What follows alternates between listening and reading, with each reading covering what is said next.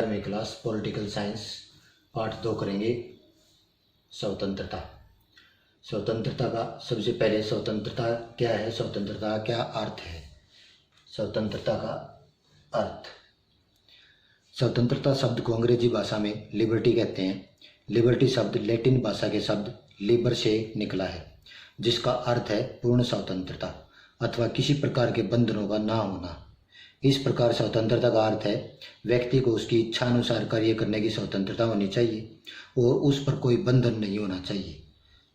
परंतु स्वतंत्रता का यह अर्थ गलत है।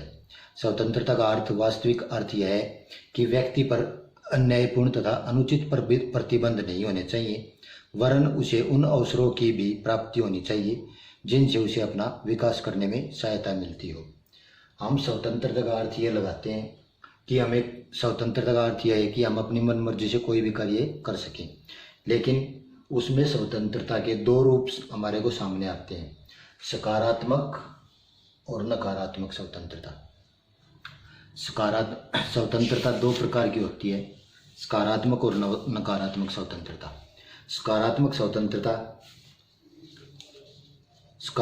स्वतंत्रता के पक्ष से अभिप्राय है कि व्यक्ति को वह सब कुछ करने की स्वतंत्रता है जो सभ्य समाज में करने योग्य होता है।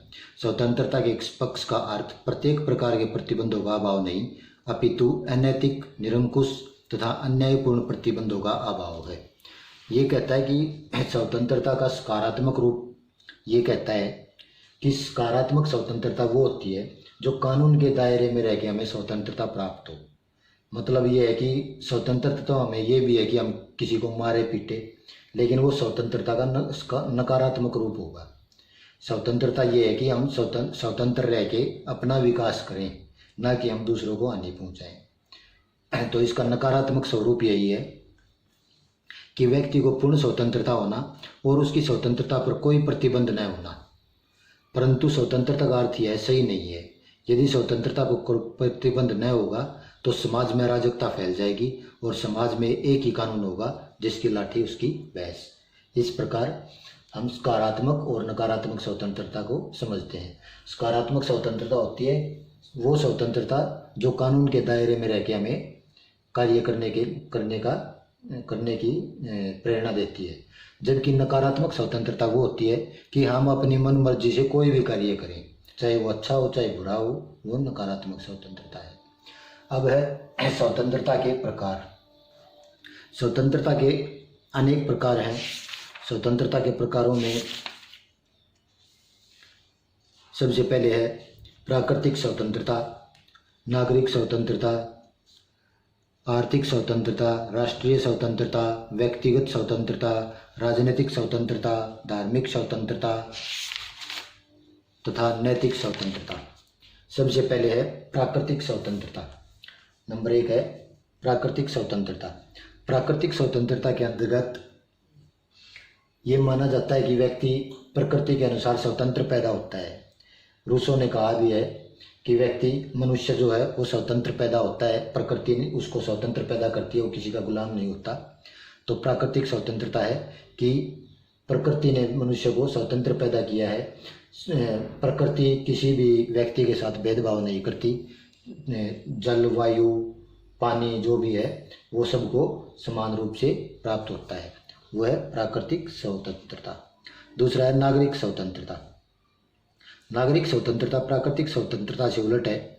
जहाँ प्राकृतिक स्वतंत्रता राज्य की स्थापना से पहले मानी जाती थी, वहाँ नागरिक स्वतंत्रता राज्य के द्वारा सुरक्षित मानी जाती है। नागरिक स्वतंत्रता, एक नागरिक को नागरिक स्वतंत्रता तब मिलती है जब वो किसी राज्य का नागरिक होता है, उसको नागरिक स्वतंत्रता मिलती है। जैसे व्यक्ति शारीरिक कानून की सरकार के हस्तक्षेप से रक्षा करता है।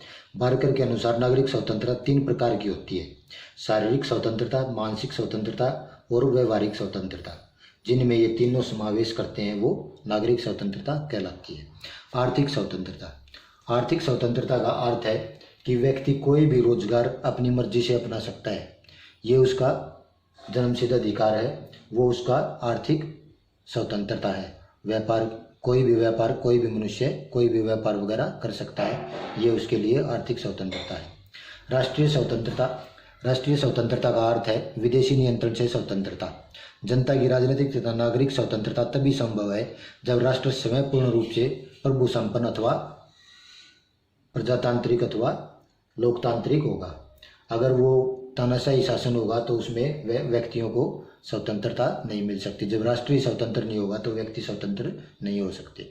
व्यक्तिगत स्वतंत्रता, व्यक्तिगत स्वतंत्रता से अभिप्राय उन कार्यों को करने की स्वतंत्रता है जो व्यक्ति के अपने निजी जीवन से संबंधित हों। कुछ मामले ऐसे होते हैं जो व्यक्ति के निजी जीवन से संबंधित होते हैं।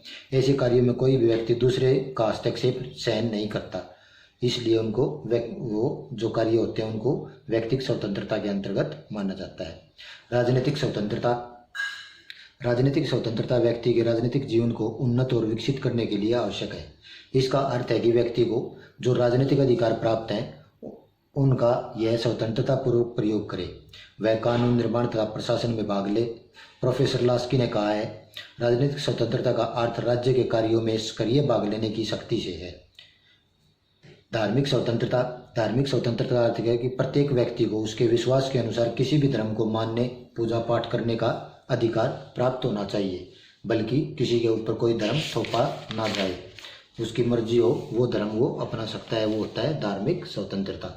नैतिक स्वतंत्रता, स्वतंत्रता केवल बाह्य परिस्थितियों द्वारा ही प्रदान नहीं की जा सकती। यह एक मनोवैज्ञानिक भावना है जिसे मनुष्य अनुभव करता है। व्यक्ति केवल तभी पूर्ण रूप से स्वतंत्र हो सकता है जब वह नैतिक रूप से भी स्वतंत्र हो। नैतिक स्वतंत्रता का अर्थ है कि व्यक्ति अपनी बुद्धि व विवेक के अनुसार तथा अन्य व्यक्तियों के व्यक्तित्व को दिया के सम्मान प्रदान करने हेतु निर्णय ले सके तथा कार्य कर सके। आदर्शवादी राजनीतिक विचारकों ने नैतिक स्वतंत्रता पर विशेष बल दिया है। इस प्रकार हमने स्वतंत्रता के 8 रूपों का वर्णन किया है, जिनमें प्रमुख थे प्राकृतिक स्वतंत्रता, नागरिक स्वतंत्रता, आर्थिक स्वतंत्रता, राष्ट्रीय स्वतंत्रता, व्यक्तिगत स्वतंत्रता, राजनीतिक स्वतंत्रता, धार्मिक स्वतंत्रता तथा